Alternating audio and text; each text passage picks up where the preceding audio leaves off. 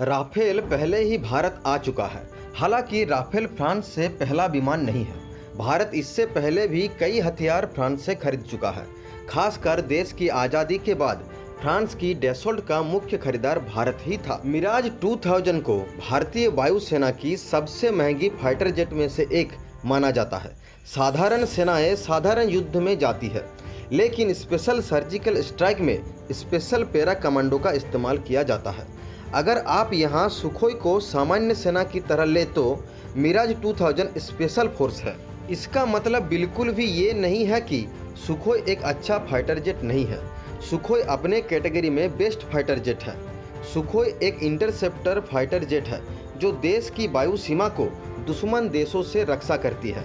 तो वहीं मिराज एक अटैकिंग फाइटर जेट है जिसका काम दुश्मन देशों के वायुसेना के अंदर घुसकर भयंकर तबाही मचाना होता है। हाँ, अगर आप दोनों विमानों की अलग अलग तुलना करें तो सुखोई को आप आगे जरूर रख सकते हैं। हालांकि मिराज 2000 की तुलना स्पेशल फोर्सेस से करने का कारण ये है कि मिराज 2000 एयरक्राफ्ट में ऐसी कई क्षमताएं हैं जो सुखोई के पास नहीं है। पहला, सुखोई के साथ एक बड़ी समस्या ये है कि सुखोई में ट्रेन मैपिंग क्षमताएं नहीं है। सुखोई का रडार आमतौर पर हवा से हवा में बहुत अच्छा होता है, लेकिन सुखोई में लगे बार्स रडार का ग्राउंड मैपिंग रेजुलेशन उतना अच्छा नहीं है। लेकिन भारतीय वायुसेना का अपग्रेडेड मिराज 2000 का RDY-3 रडार बहुत अच्छी ग्राउंड मैपिंग करने में सक्षम है। दूसरा, JTIDS डेटा लिंक, जो मिराज को भारतीय लिंक के साथ अतिरिक्त लाभ देता है। इसमें उन्नत इलेक्ट्रॉनिक वॉरफेयर सिस्टम भी है जो बेहद ही एडवांस जेएमआर के साथ मिलकर दुश्मन के अंदर नेटवर्क सेंटरिंग वॉरफेयर में मददगार है। तीसरा, सुखोई की एरोडायनामिक्स कुछ इस तरीके का है जिससे इस फाइटर जेट से मीडियम और हाई एल्टीट्यूड में जीतना लगभग असंभव है। लेकिन वही सुखोई का लो फ्लाइंग कैपेसिटी उतना बढ़िया नहीं है। दूसरी ओर मिराज डेल्टा विंग कॉन्फ़िगरेशन के साथ बहुत कम ऊंचाई में भी उड़ान भर सकता है।